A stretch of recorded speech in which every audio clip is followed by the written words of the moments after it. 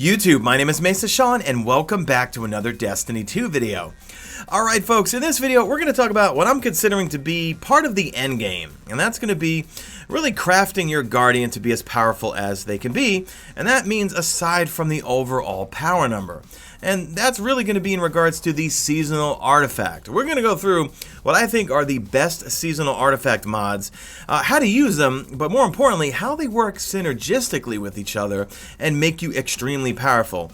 I'll also touch on some other things too that you can do with mods that you might not know about, but guys, I am loving the whole Armor 2.0 system, and I think that's the real end game is, yeah, just building your character up past the power level. I'm not even close to the max power level, don't get me wrong, but I did some science tonight, and I want to show you some really awesome things you can do with the seasonal artifact and what I think you should unlock as you progress through your seasonal artifact and some other mod things. So anyway, if you like this video or find it enjoyable, click that like button and subscribe for daily Destiny 2 content. Let's get into it. So let's go into the seasonal artifact. You can see my Warlock, he's 934 power. I get plus 10 from the artifact, and that will keep going up throughout the season as I play the game. Now, when you look at your artifact and you get most of it unlocked, or you get all of it unlocked, I'm sorry, you will have 12 slots. Now, you got to pick and choose carefully because once you put them in, well, they're locked. However, you can then reset the entire thing and then reallocate them. However, it's going to cost you a lot of glimmer. Like, it's 10,000 the first time, and also 12,500 the second time, and it keeps going up and up and up if you want to change all this up. But you can only have 12 at a time. Now, if you're unfamiliar with the system, just real quick, guys, notice there's a number on some of these. 3, 6, 4, 3, 1, etc. That refers to energy. So on certain pieces of gear, like here's a piece of gear that has 8 energy, well, I can fill it up with mods that take up that number. So right here, I've got 4 and 3, right? So that's 7. So I could still put on something else, like I could put on a major resist here, and then that will fill it up. As long as you keep upgrading it, and it gets a little more expensive as you get to the end here, you could fully masterwork it at 10 energy, and then you could put in a whole bunch of different mods. If you're not using the seasonal artifact mods, you could throw in a whole bunch of non-seasonal artifact mods, which also can be very beneficial. And also you should know that mods, armor will come in different flavors. Like my Ophidian Aspect here from year 2, these are Arc. My helmet here is Solar, and my class item right here is Void. And what you're going to find, and I will link a chart in the description from Nick Regis over on Twitter, that certain mods have certain affinity for things. So like if I go into solar armor, let's see, you have, actually no, let's look into boots, right? So I have arc boots. So if I go into arc boots, well, okay, there's shotgun scavenger, pulse rifle scavenger, sword scavenger. These have little arc symbols next to them. It means you can only use shotgun scavenger on arc boots. You can't use them on solar boots or void boots. The ones that do not have any type of elemental affinity to them, like traction here, you could put those on any type of boot. So just wanted to get that out of the way. So let's look at the first column here. Now I go with Circuit Scavenger. Defeating Vex combatants grants extra glimmer. Now, the reason why I choose this is because, well, the Vex invasions are going on, as well as we have the Vex offensive. So we're killing lots of Vex, or hopefully you are too, which means lots of glimmer. The other ones here, you've got Dark Glimmer, so defeating Hive combatants with finishers will give you glimmer. We've got Defects Vex Minotaurs will give you weapon parts. If you need weapon parts, you could use that here. If you want some extra glimmer from just killing Hive straight up, you could use this one here. Or if you want some planetary materials, you can defeat Vex Hobgoblins, and it will give you some planetary materials. But I don't know how that works. I would stick with Circuit Scavenger. Okay, next up we've got our weapon mods, and here's where it gets really interesting because these are going to work synergistically with our chest pieces here. So we've got anti-barrier rounds, and we also have overload rounds, and we also have unstoppable rounds. Now you could swap these in and out of your weapons, so let's put on some weapons here. I've got my breakneck with anti-barrier rounds, I've got a ringing nail with overload rounds, I've got overload rounds here, and I have my Austringer with unstoppable rounds. So let's go back into the artifact and take a look and see exactly what they do. So anti-barrier rounds are shield piercing. Notice that word is in, well, 2 words are in blue because it's going to tie in with the chest piece. So shield piercing rounds designed to bypass combatant defenses, strong against barrier champions. So you're going to run into barrier champions, and then halfway through their health going down, they're going to pop a big shield. You will need anti-barrier rounds to take them down. Now this can only work on auto rifles and submachine guns here. This one here is for hand cannons, and that's those are the only types of weapons you can put anti-barrier rounds on. Next up, we have what's called overload rounds. Now, these are really, really interesting. So check this out. Uninterrupted fire will grant you what's called disruption.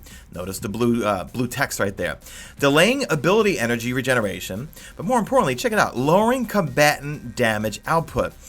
Strong against overload champions. And you'll find some overload champions in some of the high-end activities, and you will need them to take their shields down or kill them. Or kill them faster.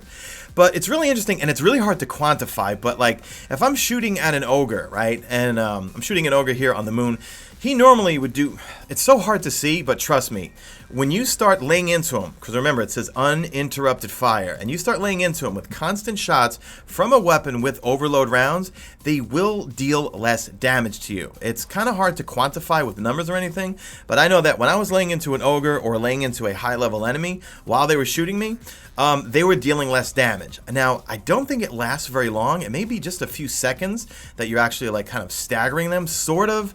I don't know, very hard to quantify. But overload rounds will come into play because with our chest piece stuff, we'll talk about a little bit more how they'll come into play there. Then we have what's called unstoppable hand cannon round. Now, these are interesting. So aiming down sights loads a powerful explosive payload that staggers unshielded enemies and strong against unstoppable champions. Now, I wish they made this for other weapon types. Right now, it's only on hand cannons, and it's basically you aim down sight and it will load up a powerful explosive payload, and you'll see 2 damage numbers. Now, it's not like you can just keep spamming it like crazy. Every 2 seconds, I counted it, every 2 seconds, as long as you're aiming down sight, it will then load up. You will see your weapon actually turn different colors if Rampage or Kill Clip are procced, and then you will have an explosive payload, and you could shoot it at the enemy, and it's really good for staggering unshielded enemies. The next column is for enhanced reloading, and this is all just up to your preference. Now, for me, I love auto rifles, and I love hand cannons, so of course, I use enhanced hand cannon reloader and enhanced auto rifle reloader. Now, it is just silly when I use the, let's say, Malfeasance and like any auto rifle, right? Because look at this. Malfeasance, in my opinion, normally has a pretty slow reload, but look at that. That's almost like Outlaw. So for us Warlocks, we're really lucky because we have Ophidian Aspect. Now, if you look at my Ophidian Aspect, I put, well, first off, I have 4 energy, and these only take up 1 energy. So I threw on Enhanced Hand Cannon Reloader and Enhanced Auto Rifle Reloader, and I threw on Circuit Scavenger. But just look at how quickly this hand cannon reloads, and then also I'm going to show you my auto rifle. Look at how quickly that ringing, look at that, that's almost as if Outlaw procced. Now granted, this is really fast because I'm wearing Ophidian Aspect, but it will speed up the reload greatly regardless of what class. But I think the ones that benefit the most is going to be the Warlocks, and it's convenient for me because I am a Warlock main. So moving along here, now this is the chest piece column right here.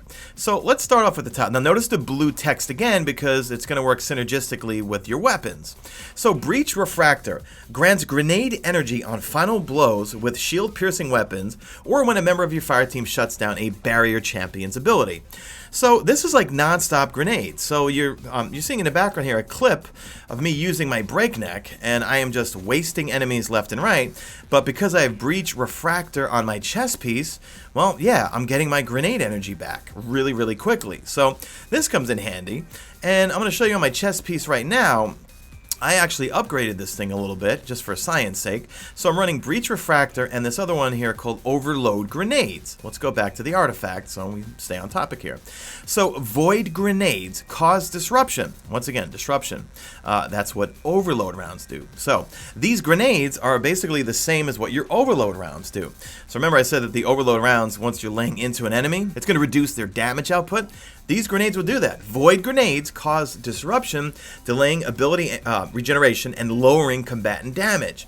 So if you think about it, guys, like let's say for Sentinel Titans with Ward of Dawn, you've got Weapons of Light right now. Weapons of Light is going to give you what, like 30-35% of a debuff, and then you throw a Void Grenade with Overload Grenades on them. What is that, like 60-65% bonus damage, a bonus debuff that you're going to be doing? This is very powerful, guys. Overload Grenades and Breach Refractor, awesome, awesome mods. I definitely would unlock them. And then you have Disruptor Spike, improves the effects of disruption, lowering the combatant's damage output even further. So again, more combinations, and this goes along with your overload rounds and also goes along with your overload grenades. Now, if we look at my Warlock here on my chest piece, well, I only have, like, you can't fit all three, okay? At first I thought, hey, I'll just masterwork this thing into a chest piece that has 10 energy and 4 plus 3 plus 3. Well, I could slot it. No, it won't. It'll just let you do one or the other. So technically, I can go with the overload grenades, and then I can also go with Disruptor Spike. So for science sake here, now look, I can throw a void grenade and cause disruption. Then I have Disruptor Spike that's going to improve the disruption. And then on my ringing nail, I've got overload rounds, and I can further that disruption on an enemy. So going up against an ogre, well, I've got the rounds to do it, and now I've got the void grenades to do it. And I would just choose a grenade that's going to sit there and do damage over time on them. So guys, this column is awesome. I would unlock these 3 things right here. The final column is all about your class item, but they are pretty expensive. And if we look at the top one, heavy finisher. So you do a finisher, and you will give yourself a heavy brick, and it costs you 7 energy to slot this thing. But you lose 1/2 of your super energy. I wouldn't recommend that, guys. You want your supers. Supers are tough enough to come by right now in Destiny 2 as is. Then you have Oppressive Darkness. I would go with this one, guys. Causing damage with a void grenade adds a weaken effect to enemies. So in my opinion, if you combine Oppressive Darkness along with the overload grenades, and then combine that with Disruptor Spike, you've got a pretty deadly void combination right there.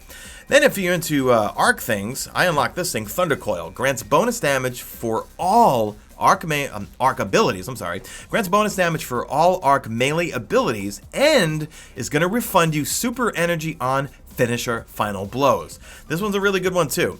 Here we have Arc Battery. It's going to grant you an overshield and reduce cooldown during activation for all of your arc class abilities. Not bad.